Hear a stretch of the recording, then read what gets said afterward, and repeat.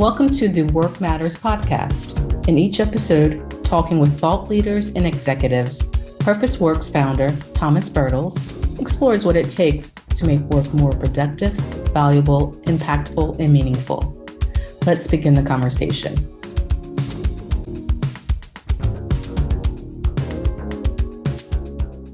Welcome to the Work Matters podcast, where we're talking to executives and thought leaders around how to make work more productive, valuable, meaningful, and impactful. And our topic today is building high-performing leadership teams. And our guests are Mike Moshier and Dave Yawman. Mike has 23 years of experience in various leadership roles at Novartis, including talent management, and 13 years ago started Cresco Partners. Dave Yawman brings a 25-year career as an attorney, and you ended your career as the general counsel for PepsiCo. And now you both are in business together. And Cresco Partners is all about two things, the way I understand it. One is leadership development, and the second element is leadership team development. And today we're going to focus more on the leadership team topic. So, Dave and Mike, welcome to the show. Thanks, Thomas. Good to be back with you again. Hi, Thomas. So let's get right into it. So building high-performing leadership teams. Why does that matter? Yeah, well, it starts with the question, what is a team? And a lot of times we get faced with that question, should we be a team? Are we a team? Do we need to be a team? And we define it pretty simply, right? This is any group of people that needs to get a result together, needs to operate as a team. So what's your approach? How do you go about that? As Mike said, it's about getting results. And the first thing that we like to focus on, Tomas, and we're huge believers in the power of a leader. But ultimately, a leader can't get anything done unless it's done through the members of the team. And so the critical thing that we see teams struggle with from time to time is just sitting down and having real conversations about how they're going to get the work done. And we see it time and time again when we work with the teams that we work with, is we climb into the room. This team has been put together by somebody within the organization. They're told to go take this mountain or that mountain or get those kind of results. And they start scrambling around, sometimes in a chaotic fashion, to go do the work they do to try to get the results they're doing. But nobody's actually paused to either build the relationships that are critical to underlie the trust that the team needs to build. They haven't talked about the expectations they have for how we're going to get the work done. They haven't kind of set the foundation for how they're going to operate as a team, which ultimately is going to enable the results that they're all, very interested in getting, but they haven't actually built the foundational elements that they need to build in order to, effectively and very efficiently get to those results. What's like a logical starting point for you? And then, what kind of journey do you take these leadership teams on? That's a good question. I mean, when we think about building powerful teams, we're typically working, Thomas, on two dimensions simultaneously, right? So one is the relationship side of it, really deepening relationships in the spirit of building trust, right? So one dimension is, how do we get this group of people to connect in a deeper way, to understand each other better, and to build the trust that's necessary to win together. So the first dimension is the relationship side. The second is all about alignment. And it's alignment in a number of ways. It's alignment on the business. It's alignment on the priorities that they share together. It's alignment on how they want to behave with each other. It's alignment on how they want this team to operate. So when we approach a team, we're typically sort of working those two dimensions, relationships and alignment simultaneously. And that would be our typical approach. It sounds like there's also like a dimension of like, what are our shared values? What's our common purpose here? Is that something that is front and center in how you approach your work? Or is it one of many things that you're looking at? How important is like the whole purpose topic? It's certainly important. And I think, it's important for the team to get aligned as to what the organization feels are important values. It's important to understand the leader's values, and it's important for the leader to understand the individual's values. So your point about, hey, how do we get the values into the conversation is a really critical step. It's often framed around what are the values, the principles, what do we believe in as a business unit, what are we here to do together? and what's the why behind what we're doing, which is critical. And often we see teams wrestle with that and not just pause up front to really talk about, the alignment on the mission and the why you're actually going about it. And we remind teams all the time, you're not here for a social experiment. This is about getting results. And a lot of teams just start working on the tasks. But to your prompt, Thomas, it's really important to stop, pause, and just talk about the why before just taking action steps. In our experience, one of the sort of fundamental underpinnings of a great team is clarity of purpose and priorities. Typically, we'll spend a fair amount of time encouraging the team to really discuss and align on purpose and priorities. And what we mean by that is purpose for a leadership team is getting really clear on what are we doing? Like, what do we stand for? What are we doing? What are we using this team to accomplish in the organization? What's our purpose together? Which could be a variety of things, right? Their purpose might be very strategic in nature. It could be operational, could be resource allocation, could be information sharing, could be a number of things. But just getting clarity and alignment on purpose is sort of table stakes for great teams. And beyond purpose, aligning around priorities. And we're not talking about each member's individual priorities, but what are the priorities of this leadership team? In other words, what are the 2 or 3 things that we have to accomplish together? What do we own collectively? What are we going to deliver in the next 12 months together as a leadership team? So a lot of the principles of high performing teams sort of tether back to, are we clear on purpose and priorities together? Do people typically bring you in when they're in trouble, right? Right? You're realizing that the team is not working effectively together. We consider ourselves a little bit spoiled because ultimately the teams that we work with and have the joy of working with are teams that actually want us to be there, right? And so if you got a really dysfunctional team or a team that's not performing well, it's often at the heart of that is often a team that's not self-aware to realize the help that they need. And the fact that really high performing teams spend some very intentional time talking to each other, building relationships, getting aligned on purpose and priorities. And so the real dysfunctional teams we hardly see. We get them every now and then, but they're not self-aware enough to even know that they have issues or problems to go after. And so the teams that we work with are often those, regardless of whether they're being really effective as a group or not, they're at least a team of folks led by a leader who's supportive of, hey, we need to put some time and energy into us as a team and how we're working together just to get ourselves aligned and framed up so that we can actually go do the work that we're in the room to do together. And so we often find ourselves working with teams at different points, and levels of effectiveness. But at the end of the day, they're at least willing to study it, look at themselves, and work on it to improve.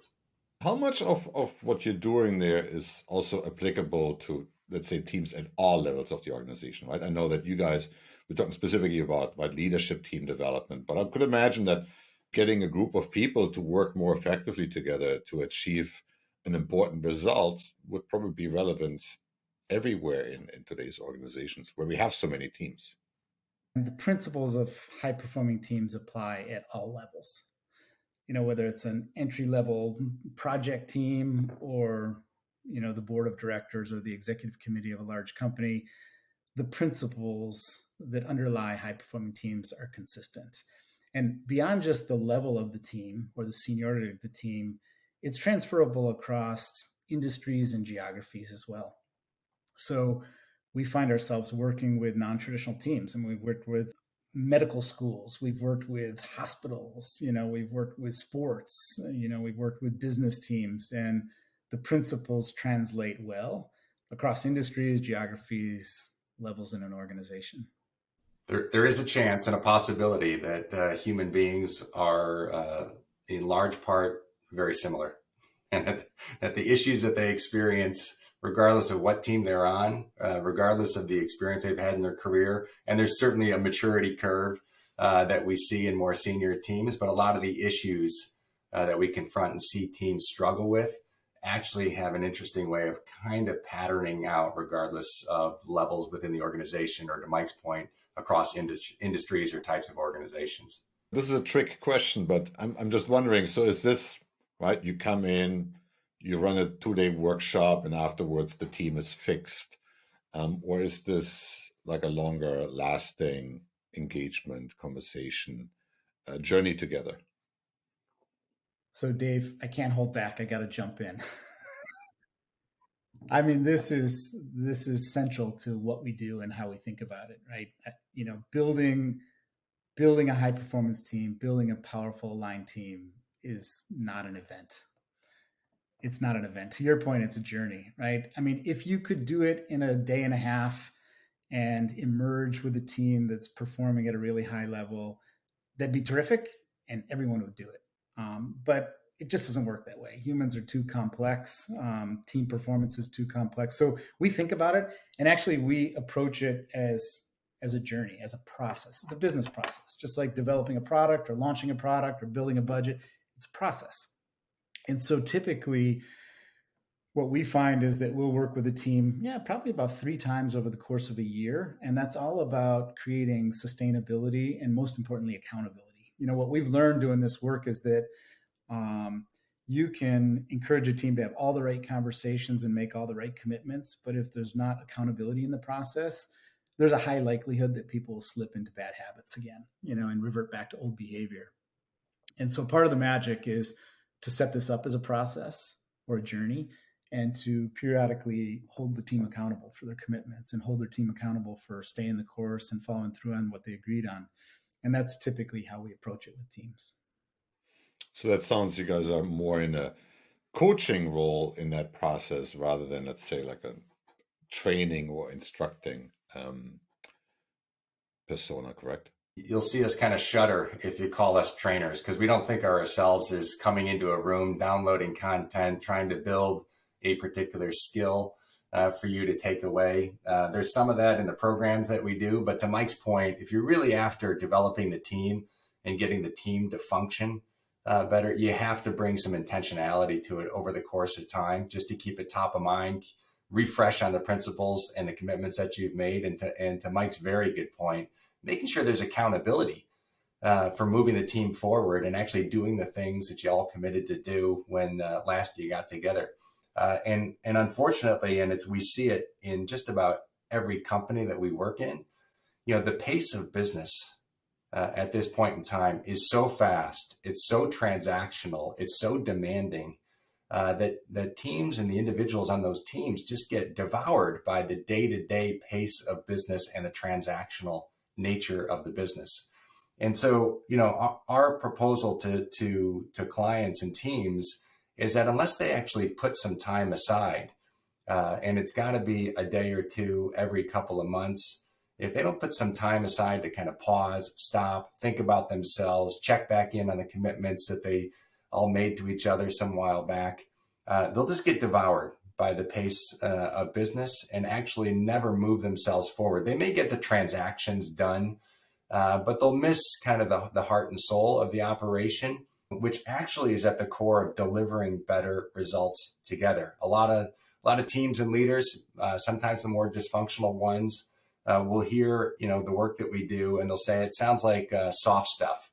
And our pitch to them is very different than that. It's actually, if you ask me kind of what was the best delivery of results from my perspective, it all came through the people that were on my teams. It was all through the collective effort that we put together. And when we worked, harmoniously or at least effectively together, we delivered better results.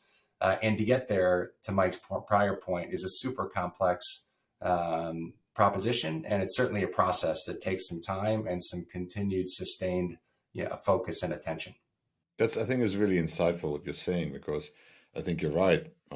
These leadership teams, they're a little bit like professional soccer teams. You buy different players, and so you have this collection of folks, right, from like different countries, different languages, right? That's like have one thing in common, right? They're on this team and want to win. And I think that's very similar in the business context, where the players change over time. Right? New leaders come in and they bring their folks in. And so I think you're absolutely right. I think it's very important to like have a common vocabulary and just agreement around like how things get done. So I can imagine that sometimes that goes into like very basic things. You talked about decision making. What are the different types of decisions and who needs to be involved? Do you break it down to that level of granularity, or do you stay more at the principle level? We've accumulated a lot of data on that, having worked with so many teams. And I'll tell you, Thomas, very often it comes back to 2 things that are most challenging for teams. I mean, it's not universal, but in many of the teams we work with, the struggle shows up in two particular areas. One is decision making. And decision making on teams is not easy. And if you're not clear on the decision protocol, if you're not clear on what decisions need to be made by the team, it can get really messy. And a lot of teams struggle with how to quickly and decisively and effectively make decisions as a leadership team. And so that often becomes a real focus of our work with them. The second area, probably not surprising if you think about it, is conflict management. Conflict exists in business all the time. And when we think about conflict, we're not thinking about, a hockey fight, or some brawl, in the alley. These are differences of opinions. You want to go left. I think we should go right. We're in conflict. We have a different approach, a different idea, a different opinion. And those kind of conflicts happen all the time in all teams, in all businesses on a daily basis. And how teams work through those kind of differences is really important. A, it builds trust in the team, and B, it creates speed, right? If a team can't work through their differences, they're likely going to be too slow and not moving at the pace of business. So a lot of times teams struggle with really effectively and quickly resolving conflicts and moving forward in a healthy way. And again, a lot of our work seems to circle back to that area when we're working with our clients. I would challenge your listeners, Thomas, to think about the teams they've been on and the teams that they've been on that kind of drain their energy rather than build their energy. And our experience is that energy gets drained from a team when they get to a meeting, they talk about an issue, for a good hour, and then nothing happens because they've broken down on some decision-making protocols, or ultimately different members of the team have a different perspective. It stagnates the team. It paralyzes the team. They actually don't resolve the conflict. Sometimes they actually fight about the conflict. It's not effectively managed. And now you have a fractured team that hasn't made a decision, that hasn't moved the ball forward. And so, to the work that we do, we really get teams to try to focus on, hey, what is the decision-making protocol? Like, who's making the call on this? Are you working through consensus? Are you actually just having the leader decide? Are you working a majority rules kind of concept? And ultimately, once hopefully healthy teams get their voice into the room and share their perspective generously with the rest of the team, ultimately there's going to be conflict and a difference of opinions. And so how teams work their way through the conflicts is really a critical element to them moving the ball down the field.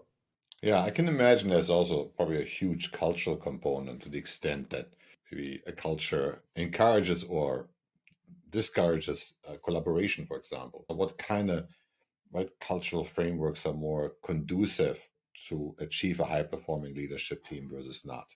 The question conjures up a lot of thoughts for me. And one of our observations is that most teams get thrown together pretty quickly.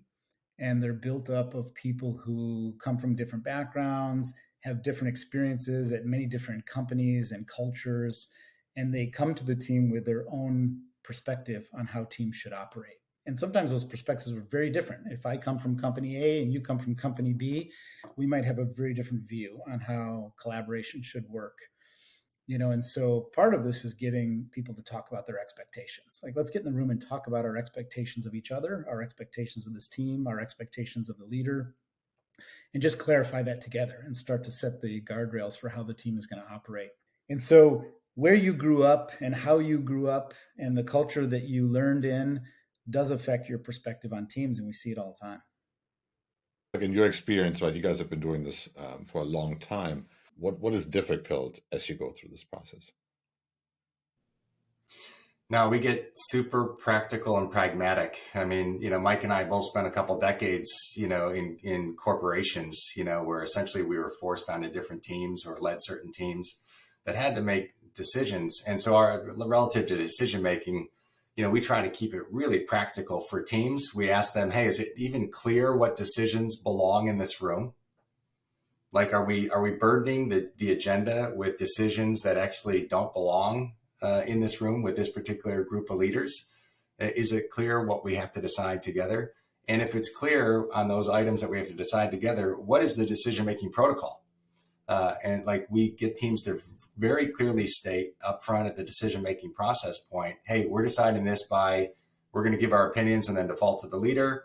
hey, we're going to keep working this issue until all of us, can agree and live with it. That's a kind of a consensus model, super slow, but some teams use it. Is it really one person, one vote and go by majority rules? There's a series of different decision-making protocols. And our experience is if you can get clear on what decisions belong in this room and what protocol you're going to use at the start of that discussion, ultimately the team's got a better chance of actually getting voices into the room, making a clear decision, and then going forward and supporting it. And that's a critical behavior too. Once a decision is made, the whole team's got to hold hands, get behind it, and support the decision as you go forward. But it's super pragmatic, Thomas. This is not theoretical stuff. It sounds very ABC 1, 2, 3, but it's amazing to us how many teams just don't spend the time to really make it clear and explicit as to what decisions are in the room and how we're going to decide. No, I think that's very important, right? Because everybody has like their own soundtrack going in the back of their head, and it's like how they make sense out of what's going on. And I think making that transparent and explicit, right at the very end, you can have a conversation about it and say, do we go left or do we go right? And what's the best way to go about it, right? And make it, I guess that also helps to really build ownership within the team, that they say, no, we all agreed that this is the way we're gonna operate. It's not just one person imposing that on us, which I think also speaks to, I guess, the human need for some degree of autonomy and ownership in this. Is that something that you see that kind of your process also helps like teams feel some collective responsibility versus just all up to the CEO who needs to make us work together? Well, it's interesting. I mean, when you say that, Thomas, my mind goes to the real difference between what we would call vertical teams and horizontal teams. If you think about a vertical team, a hierarchical team, really leader-centric, leader-driven, leader makes all the decisions, leader sets the strategy, leader holds everyone accountable. And those are the teams that many of us grew up on in the 80s, 90s, early 2000s. It was typical team structure, very vertical and hierarchical. We're seeing a big change. These days in 2022, a lot of teams have migrated to what we would call much more horizontal, where the team actually steps up and starts to lead together. And when that happens, there's a whole new level of accountability and a whole new level of ownership. We kind of own this together. We're responsible together. We're going to make decisions together. We're going to set strategy together. We're going to give each other feedback. And that horizontal behavior sort of moves some of the ownership and accountability off the back of the leader and onto the team. We own this together. Very different behaviors, and pretty powerful. And important behavioral changes at every seat in the room. The leader has to give more room to the team, step aside, not necessarily be the centric, individual that's going to lead every element, every conversation, every agenda point. And while the leader is willing to step aside and empower the team members actually have to step up and lead a different way, get their voice into the room, get comfortable sharing the accountability. And we see struggle points on both of those dynamics. Sometimes some leaders have a hard time stepping aside and empowering the team a little bit. And equally so, certain team members have a hard time kind of appreciating that they're no longer in a vertical model and that the behaviors that they have to bring to the team as a member of a more horizontal team are different. And they have to step up into that. And we see some teams and some individuals struggle at every element, of that dynamic. Have you seen the pandemic having a big impact on like leadership team effectiveness? Because I can imagine that, right? If you bring in new executives during this time, they all started remotely, so people haven't really worked together in a room and sorted things out, right? So in general, I think people ask themselves, how do we build cohesive cultures if our only interaction is over like a little video screen and emails? How have you seen that play out when it comes to leadership team effectiveness? Even before COVID, we were seeing the transaction machine and the pace of business accelerate at such a rate that, as I said before, was getting to be such a transactional environment. It was getting actually in the way in some ways of culture, team building, relationships, all the things that are actually the secret sauce of great teams. COVID has had an interesting dynamic. I think the remote work environment has brought a greater level of intentionality about getting together and intentionality of who's there at various points in time. And so, as a lot of folks know, it's just meeting after meeting after meeting, and your relationships are essentially prescribed, 30-minute increments in your Outlook calendar. where you're going to spend time with this person. There's not many spontaneous discussions. That's still good at getting the work done, and it's been a super productive environment. Leaders in some ways are more intentional about getting their teams together because they knew that they weren't just naturally getting together in the office. But at the same time, and those that really support a fully remote work environment won't like what I say, I think we see kind of a slow erosion of cultures and relationships. And certainly for those teams and leaders and team members that joined a team during COVID, the ability to form the relationships and kind of get to know your colleagues and actually build the trust that you need to build to be a super high effective team just really doesn't happen effectively over a Zoom or Teams meeting. It can, it's not just an absolute, no-go, but the idea that you can effectively build teams without getting face-to-face with folks and being in their presence from time to time, both individually, one-on-one, and as a team, is just a bit of a stretch. And I think probably a bit of a myth for those that, really want to support remote teams. I don't think it's really a healthy environment for either the culture of the company, but certainly not for the effectiveness of a team. I mean, I've worked with a fair number of leadership teams, and I just find sometimes you have members on the team that prevent the team from getting deeper and getting stronger together. There's just too much of a difference of opinion and culture. How does that play out in these interventions that you bring into an organization? Because when you start opening the dialogue, now those differences probably become either pretty clear if people are honest, right? Or it's you can probably sense the level of disconnect that there is in the room. But how does this play out typically when you have people that are clearly on a very different planet? It's quite amazing to me about how one or two very dysfunctional individuals on a team or folks that aren't really interested in working collaboratively can have an over-indexed impact on the overall output and effectiveness of the team. And I think that's a little bit of the challenge for the leader, is to assess that situation and really look at each chair in the room and who's in each one of those chairs, and decide, make the call as to where each individual is relative to making this team work better. And ultimately, one of the elements of leadership is certainly to make decisions on who's in each one of those chairs, and ultimately, what does each individual have to do to get better, and how can I help him or her get better? If after a good shot, there's no getting the person over the hump and getting them to be a super effective member of the team, then ultimately there are decisions that have to be made about who's on the team. And those are critical things. But I think a leader has to actually take up the mantra of some of that assessment and make sure that the folks that are in the room actually have a spirit of collaboration and actually want to work together, build the relationships to deliver the collective output that the team's being asked to do. And, a lot of times it's not an individual who's maliciously trying to infect the team. Some people are just fiercely independent. They just really enjoy and sort of want to work independently and deliver the results on their own. And then some people are more collaborative in nature. And when you've got a team of fiercely independent people on it, the key is to get them talking about, what do we own together? Like, we're going to have a chance to retreat to our own function or our own area and run our business. Absolutely. You have the opportunity to do that. But what do we own together? Is there something in this business that we are jointly accountable for, that we have to collaborate on? And getting them to identify, that and agree to work on that together is really important to get those more independent people to lean into the team. And most teams, I would say all teams, are pretty quickly able to identify, what do we own together? There's never really just like one leadership team. But you might have an executive leadership team, but then you also have oftentimes like a broader group of maybe 30, 40 key leaders that are being intentionally pulled in for some critical decisions. In your experience, does what you start with the most senior people kind of by default cascade further down in the organization in terms of, this is how we run meetings, make decisions, and so forth? Or does it really require then starting a version of this process also with that larger group?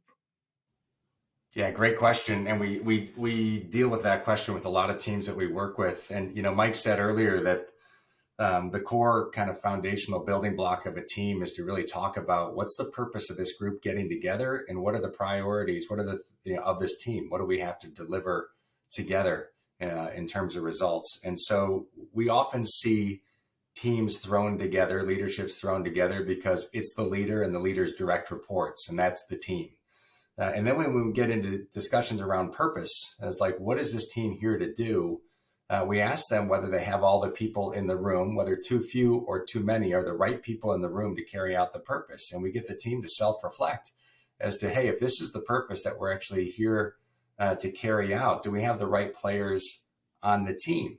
And a lot of times that should be a smaller number of people in the room because it's hard to make decisions in a group of 15.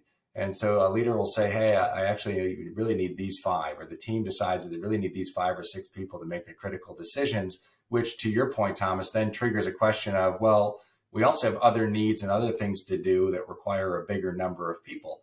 And so we often see teams or organizations, evolve their thinking into a core team and an extended team. So you got a core leadership team, an extended leadership team, which we think is really healthy behavior and healthy things to think about, as long as each one of those bodies is reflecting on what is the purpose and the priorities of each one of those bodies. So the core team should have a purpose and priorities.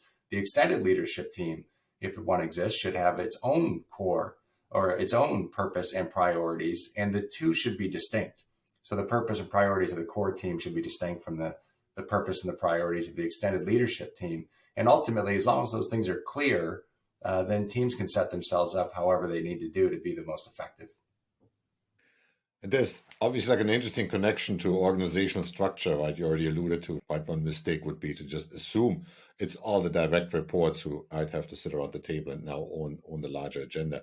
So really like that thoughtful approach to say, right, what are the key topics that need to be addressed and who are the people who need to own that and drive that and work effectively together. I don't get the sense that many organizations are particularly clear about those things when they create an organizational structure. But I'd love to get your perspective. In traditional teams construct, structure usually determines the team. I think, as you mentioned, we look at it a bit more progressively.